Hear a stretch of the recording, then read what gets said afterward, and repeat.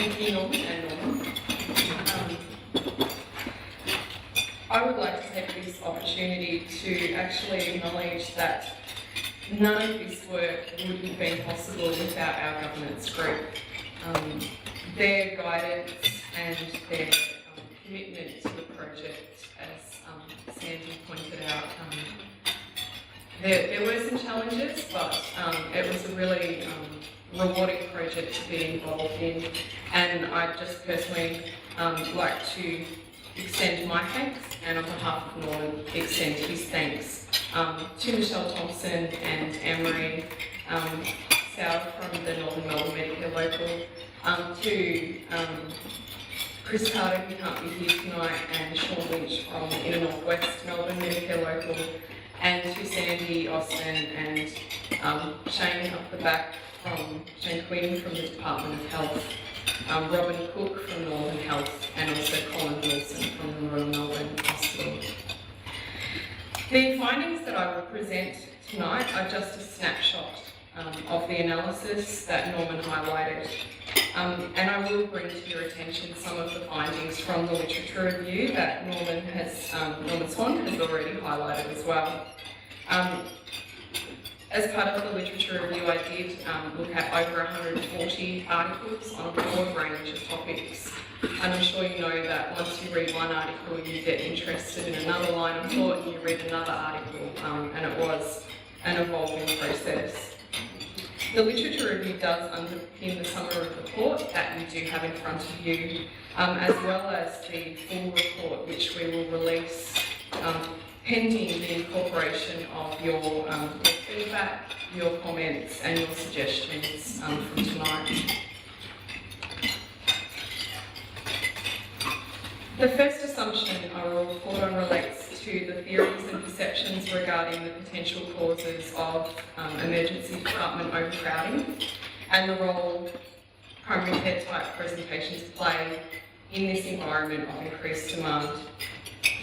As you've heard, emergency department overcrowding is complex, and the literature proposes many reasons why demand continues to increase, including population ageing. But population ageing alone does not explain why our residents are choosing emergency departments over general practice in growing numbers. In order to test this assumption, that primary care type presentations are a significant issue, especially after hours, we mapped triage 4-5 presentations by our residents across the 24-hour time cycle. 54% of all triage 4-5 presentations by our residents occurred during the defined after hours period. However, the actual peak in terms of numbers occurred between 10 a.m. and 12 p.m. When we compared our residents' presentation patterns at the 4 study hospitals, we found similar peaks and a number of presentations and a higher number of presentations during the day.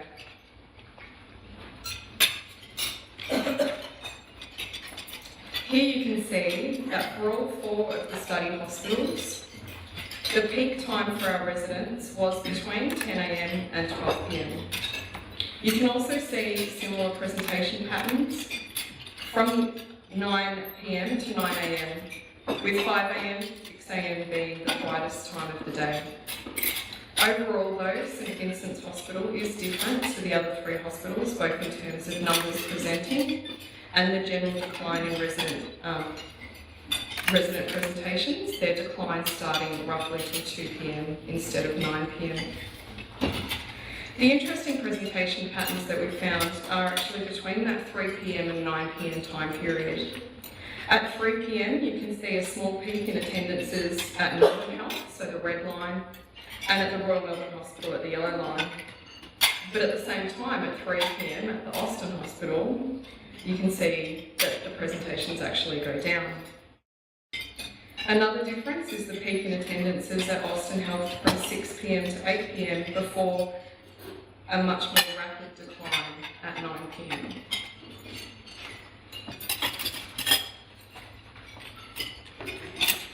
As highlighted, the highest resident triage 4-5 presenters are young adults and children, both in hours and after hours. As you can see, the 20 to 24-year-old residents present in higher numbers than any other age group. In fact, residents aged 20 years up to 34 years have the highest presentation rates, followed by those residents aged 0 to 4 years. Elderly presentations in terms of numbers are low, and the number of presentations by our residents to emergency decreases with age. The after hours shows a similar picture, and you can start to see that the proportion of after hours presentations by these younger age groups is a greater issue than for the older age groups. To determine though whether these residents, those 20 to 24-year-olds, the 0 to 4-year-olds, are actually presenting at higher rates than the rest of the presentation, or whether these higher presentation numbers are actually more related to age distribution of the population, we compared these presentations for each age group per 100 population. So the first thing that I hope you notice on this slide is that while previously the number of elderly presentations was not high, which is expected, per 100 population, the presentations actually increase with age. So we know they're a small population. But it's important to keep in mind here that substitution of GPs with the emergency is actually linear. Substitution is higher in younger people and lower in older people, and the decline in the rate of substitution is consistent as people age. So it's roughly about 3% per decade of age. The second thing that I hope you notice is that the 20 to 29-year-old age groups still have high presentation rates per 100 population, and it's not reflective of the age distribution. Although it may be a little bit difficult to see, these young adults have higher presentation rates than all residents aged less than 65 years in our region. And 20 to 29-year-olds are also the highest substitutors of GP care for emergency care.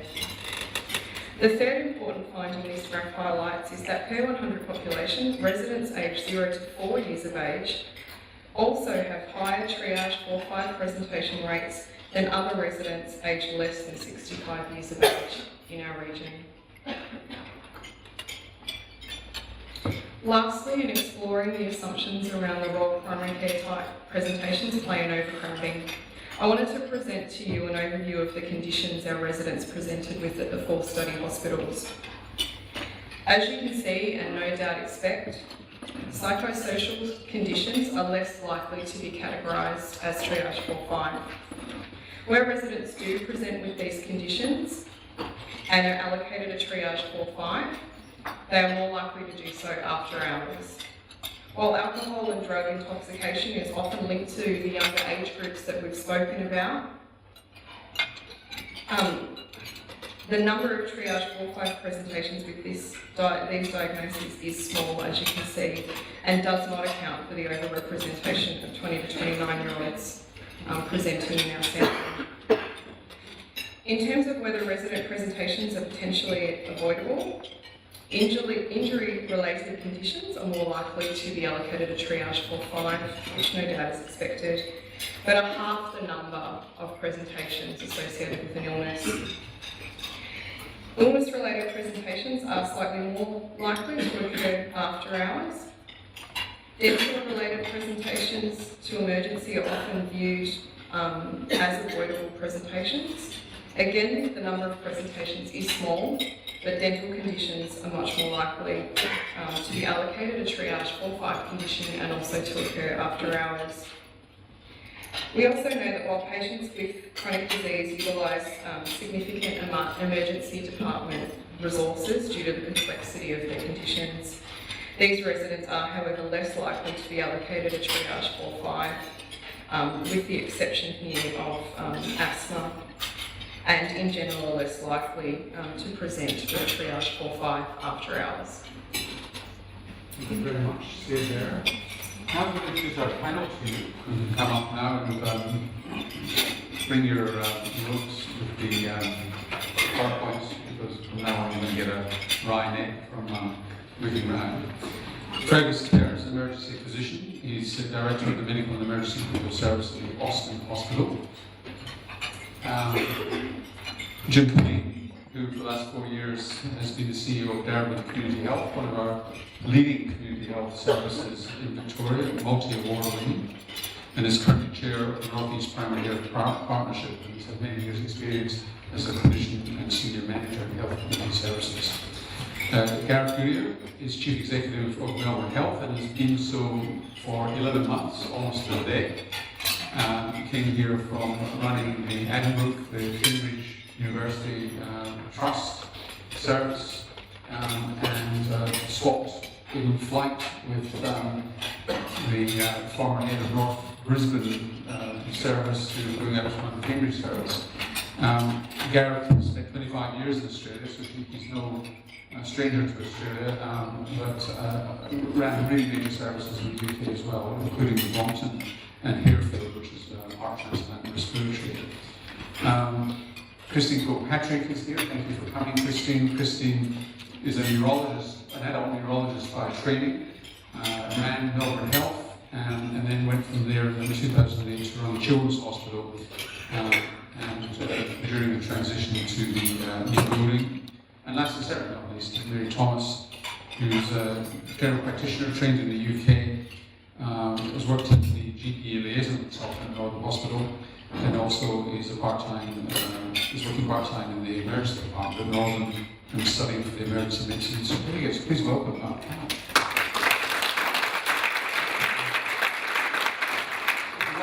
It's probably easier to get a microphone. John's got the microphone there, and he'll put two microphones, Andrew and John, and we'll get the microphone to you and bring into the conversation. Don't assume I'm going to wait to hear from you. Put up your hand as soon as you want to speak, and we'll bring you into the conversation.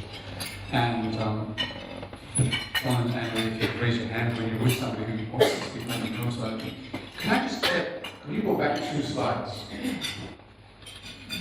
This slide is confusing because if you actually look at the actual presentations, it's entirely the opposite way. It would be a line going from left to right down. So with my presentations in earlier years, and in fact, portion of the population, low presentations in the older. More like that. Yep. Does the panel have any questions of Sarah on that first tranche of data? We might put up the recommendations as well, so that the audience can look at that. Any questions? So, Jim, a surprise? I was surprised, yeah. And I guess was there any data in relation to what was the characteristic presentation of that age group? Yes, we also looked at presentations for each of the 5 age group bandings. Yep. So, as you probably expect, for the 20 to 4-year-olds, males were more likely to present with injuries, and then for the 0 to 4-year-olds, there were lots of things like gastro, abdominal pain is consistent across most of the age bands until you get up to the older age group. So the full report does have the top 10 presentations per age banding. Yeah. What's that dental statistic? What do you mean when you say 74% dental? So 74% of the 399 presentations to emergency by the residents of our 2 Medicare locals were allocated a triage 4-5 condition. Right. So 3/4. And what's the burden of dental? Did you calculate that? So 400. 400, so it's a small number, but a high proportion of the time. So we don't have to have dentists on full time in Medicare. I mean, Norman, at one level with the younger age group, it's not surprising, given that the way that they'll actually react rather than plan their healthcare needs. So the use of emergency departments in a reactive way is probably consistent with the age group and what we know in terms of how they present and how they plan for their healthcare. In terms of the 0 to 4-year-olds, though, they did have the same presentation pattern, so that they were more likely to present at 10 a.m. and they actually had lower after hours presentations. So We've got a party now, haven't you? You've been up all night with the kids. yeah. Christine, there's a few issues for you running a children's service here. So we, can you hear me? Should be on. That's right, okay. So we have a different pattern in terms of the peak. Our peak is usually, it's all relative, but it's usually 4 or 5 o'clock. So when mum, dad, whatever, come home or kids come home from school, I mean that's just analysis, that may be wrong, but that's when our peak is. And our peak is on Sundays. So we had our biggest Sunday on record of 318 presentations last Sunday. So there's all sorts of dynamics going on which don't relate to illnesses as far as I can work out. But here's the issue, that kids from the community are turning up in ED. Yes. And the question is, should they be? Well, 59% of our presentations are 4 and 5. So the question really comes up whether 4 and 5 do really need to be in ED or do not need to be in ED. And I must say, I quite liked that definition 2. I know we're here to talk about definitions, but definition 2 seemed to me perhaps a better definition. So one of the I think the tricks of, or the tricky issue about this is we have a category system in ED to manage ED, and we're trying to transfer that to a category system that works out who could be equally well managed by a GP out in the community. And there's no doubt an overlap. And I don't think it's anything to do with the theory, but there's no doubt an overlap. But I'm not quite sure if you can say 4 and 5 should be managed in the community. Some of them, yes, but I suspect not all.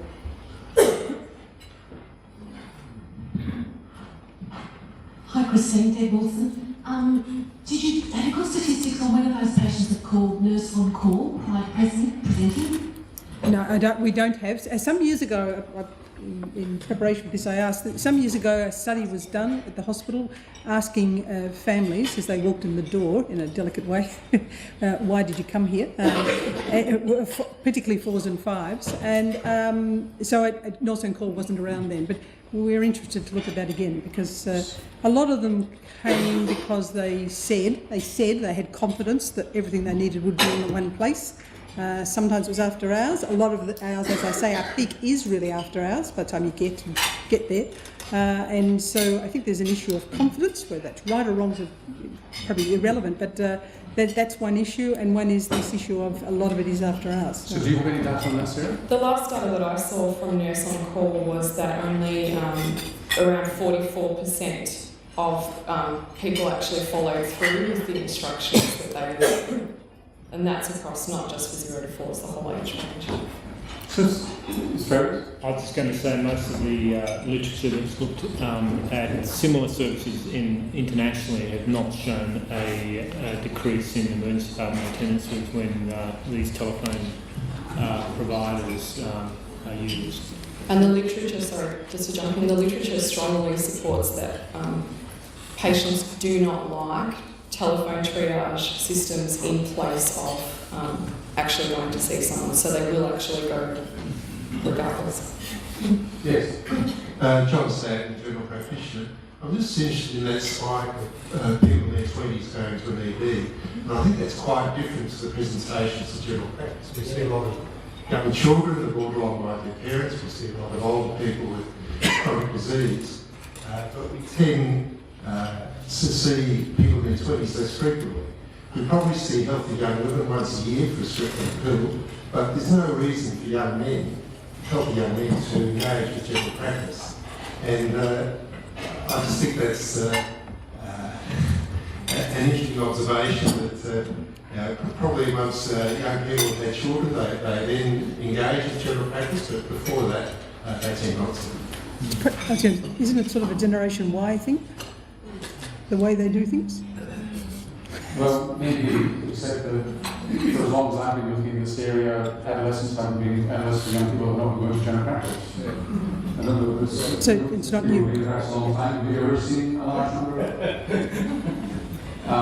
Well, certainly, I mean, the young men, because they're not having, get involved with the childcare by and large, the ones that we see in the ED are not linked in with general practice at that age group.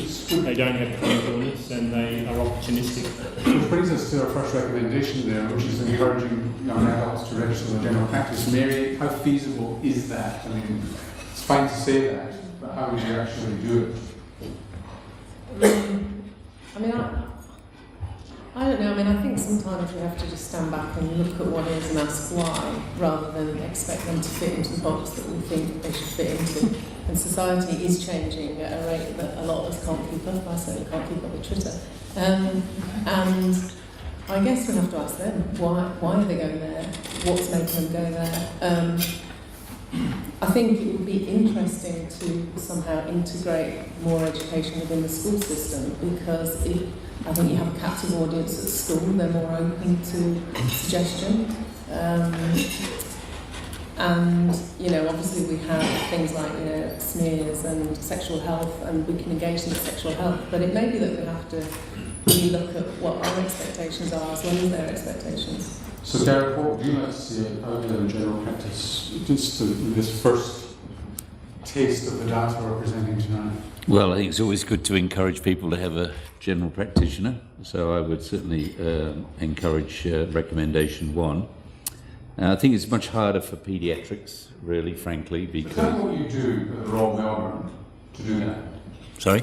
So a 19-year-old comes in, no registered GP. Tell me what your protocol is for that 19-year-old. To be honest, I don't know what our protocol is, but you know, when I was in Northwest London, we certainly had a program that anybody that didn't have a registered GP kind of was encouraged to fill out the forms there and then before they left the ED department. I mean, I think, sorry, going back, and we do, you know, a patient presents to ED, we will always say you need to have a GP, and I think all we can do is try and educate them as to why that's important.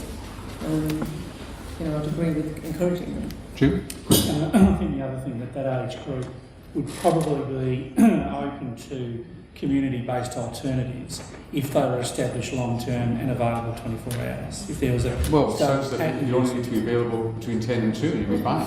That's right, but what I'm saying is general availability and access. Yes, Andy. I'm more interested in the time of day and in the day of the week that they present, because the next project we're doing is looking at alcohol harm and the cost in terms of healthcare presentations and so on. So, was there a spike on Friday and Saturday night? No, there wasn't. The Monday was actually the highest presentation numbers. The actual best time to go to our EDs was a Wednesday and a Friday, and then the Saturdays and Sundays were pretty much the same as a Monday. But so Wednesday and Friday, you're the best bet. Christy's starting to resonate here and there. So we're talking about what paediatric services, if any, we could enhance in primary health care, not just primary care, but primary health care, that might make a difference to us. Christy, what services should be provided out there? It's in your interest that as many as possible out there so that you're not clogged.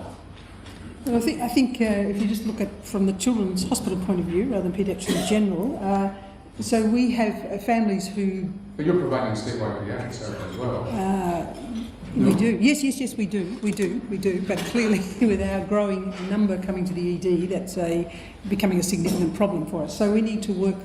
My vision is that we work more closely with our so-called secondary hospitals that have paediatrics. People drive past Northern, Sunshine, Barwon, whatever, to come to the Royal Children's Hospital, and maybe to see the fish tank and the meerkats. But it is nonetheless they are driving past where they have conditions which could be very, very adequately managed in a secondary hospital. So I think it's how we inform the public that they can get very, very satisfactory treatment in those centres, and that we can work with those to increase their capacity. Should we start adopting new models of care in the community? So I'm thinking of diabetes, diabetes in the elderly, and there's some diabetes programs that are going on where actually, if you look at Inala in Brisbane, they do almost no diabetes in North Princess Alexandra Hospital anymore. It's done in the community. Endocrinologists see patients in general practice. and it's taking the load off Princess Alexandra. We're only seeing highly complex, difficult patients. Should we be encouraging staff specialists in paediatrics and private practitioners to be actually practicing in general practice, so that in fact the community gets used to quite advanced paediatric care in the community, apart from in their rooms? So you're meaning paediatricians out in the community seeing primary care, basically? Yes, and what's Yep. happened with the general practitioners is you now Yep, have, say, in Brisbane, you now have diabetes, you now have general practitioners, like you have after some time in HIV, who are like specialists. They know the risk of diabetes, and paediatric training is poor in general practice. There's been a couple of studies to suggest that. You enhance the skill levels of the GPs involved, and you enhance primary healthcare pediatrics. I mean, isn't that a role for the statewide paediatric service to get that sort of thing going? We do. To the credit of the staff, they do have many programs for upskilling and enhancing the experience. They're not working there. They hate going out to they hate doing this. I mean, they want to be in their rooms, seeing their patients in their own comfortable environment. They don't want to be out there working in a GP's surgery. Oh, you mean paediatricians in Absolutely, that's what we're talking about. Get your specialists out there. That's a good one. I thought there was a lot of the neurologists have steel-clad minds. I'm just wondering how it was. So, no, seriously. Yeah, that's what I'm talking about. well, it's actually stopping doing it in the hospital, so stopping doing it in yes. the rooms, and start to do it in general practice, so the community gets used to paediatric care. Yes, Yes. There was a diabetes community program that was offered. It was a dietitian, I can't remember, it was a group of specialists. And it was offered to our patients, and the patients said, we haven't got the time to spend it during the day.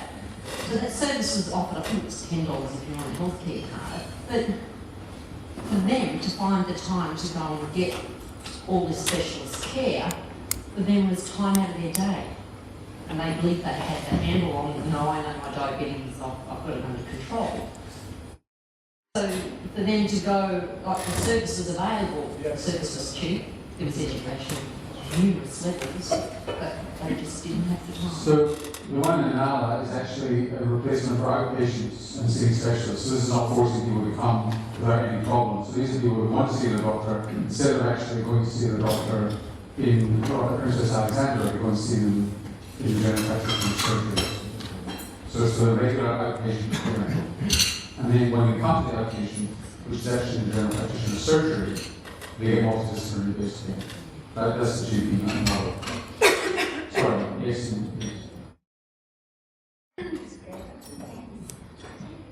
I have a question for Christine, which is more about the reputational image of the Royal Children's as specialist around paediatrics and the level of interest or appetite that the Royal Children's would have around co-branding with general practice. So it's an upskilling, but it's like an accreditation. So Yes. to build a community confidence. So we. This is an RCH approved practice. No, maybe it's. We'll bring a meerkat, absolutely. So the answer is we have a very great interest in doing that, in terms of be it in general practice, be it in super clinics, and be it with secondary hospitals as well. So there's a similar model in Toronto. Sick Kids 10 years ago did a similar thing, which now actually no longer co-brands because the community's accepted that the paediatrics will be delivered in these regional areas. So the answer is yes, we have a great interest, and we've already had some conversations about that. Gareth, you want to say something? Well, you were proposing should that be a model, and I think that is a good model. You know, both It's kind of easy to offer for both diabetes, which we're working on with our Medicare Local models to do that sort of thing, precisely that. But also paediatrics. The trouble with paediatrics is, of course, it's the parents with a child with a fever, not necessarily in hours, that, particularly after they come home from work. That's where they've got to have confidence. And then, which begs the question about appropriateness. So it may well be entirely appropriate that they're actually going to the hospital or taking the bus, the tram to the road. You want to make a comment, sorry? Yes, Anne over the chair of the annual Personal Medicare Local. I'm just drawing on those two threads. Our Medicare Local is working with 2 community health centres and also with Northern Melbourne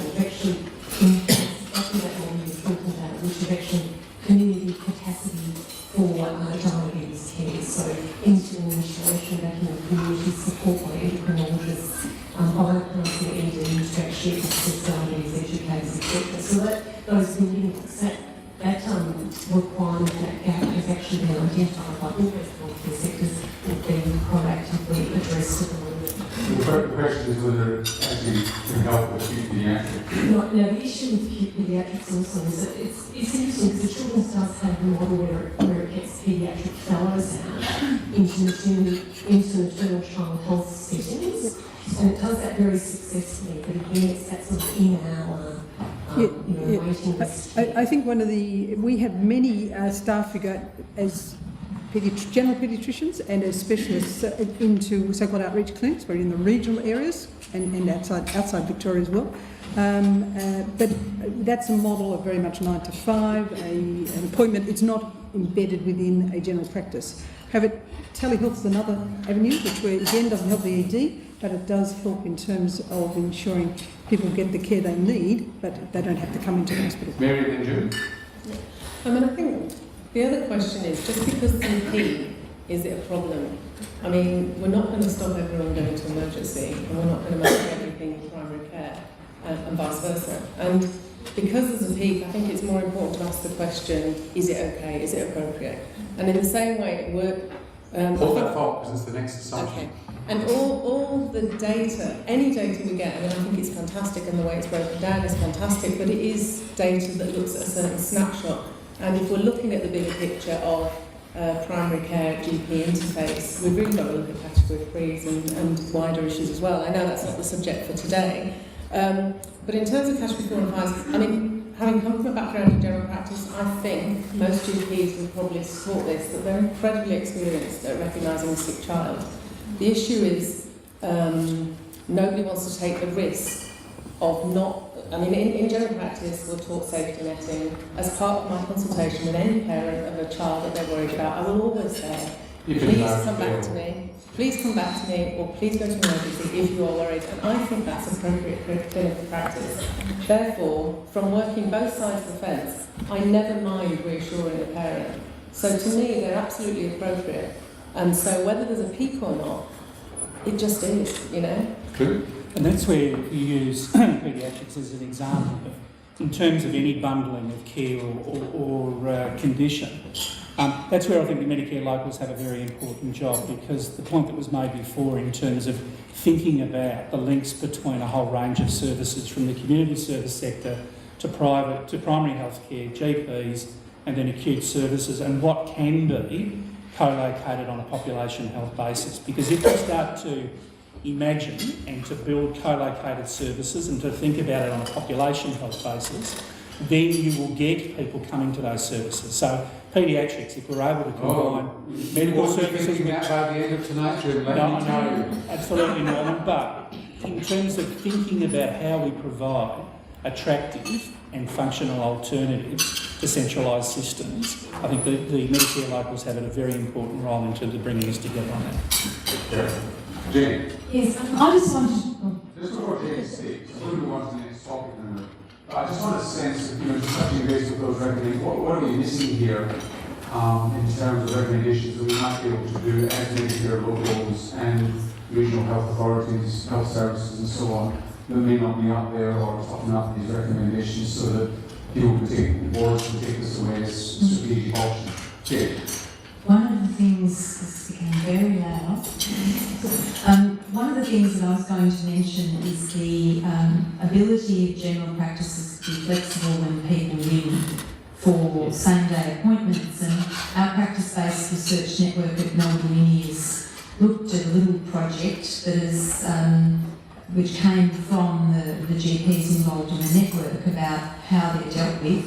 Kathy Hutton was involved in that, and I don't know whether you can say anything about it, Kathy, but the flexibility when a parent, when anyone rings, for the GPs in the audience, how flexible is their practice at dealing with that, and have they got things in place so that they can respond to urgent requests for same-day appointments? We're going to come to that in a minute, aren't we, Sarah, in terms of the extent to which these are escapees from general practice? Yes and no. Yes and no. Do you want to comment on the introductory channel? Mark, or something? So you want to say? Yes, so basically the study was surveying a number of general practices to see how they did cope with people needing emergency appointments on the day, and also looking at what those appointments actually were for, and how the different practices structured it so that there was time for the GPs to see. And you look at the extent to which they did get the appointment when we did? We didn't look at that. But what we did find is a lot of the same-day appointments are taken up with things like new scripts, referrals, and some of it was emergency medicine, but that was fitting in anyway. The general practitioners are not working to the they're doing stuff that other people can do. What did show was that GPs tend to fit people in who need emergency appointments, as long as the message gets to the GP via the reception. Yes, final comment before we move on. I just want to talk to the third point about provide population-wide information and educational programs about the roles of emergency services. If giving people information and education programs worked, we wouldn't have any obese people in that population. You know, information and education on its own doesn't make a difference. You've got to change the system so as people, as behaviours change to go where you would like them to go. Thank you. You're absolutely right. Education does not work. So time and time again, no, seriously. Ask the average person what should we eat, they'll tell you what should we eat. Ask them about alcohol, they know about alcohol. Educate, that's why the alcohol industry will give you any amount of money you want for education campaigns and alcohol, because they know it doesn't work. So they will oppose the debt plain packaging. Yeah. Hi. Sorry, thank you. There's a new clinic in Whittlesea, and a lot of our population are very young kids and young families. And what we've found is that the young population don't want to wait. Like, they don't want to wait to see a paediatrician, they want to get their kids in and out, they just want a script, they want to go home, they want to go shopping. The hardest thing is to educate them that, you know, hang around, see a paediatrician, I know the wait's long. They're just not interested though these days, and it's sad because we have a lot of, over the weekends we have heaps of emergencies. We accommodate for all the kids and like the local football clubs and stuff, but parents these days, they don't want to wait.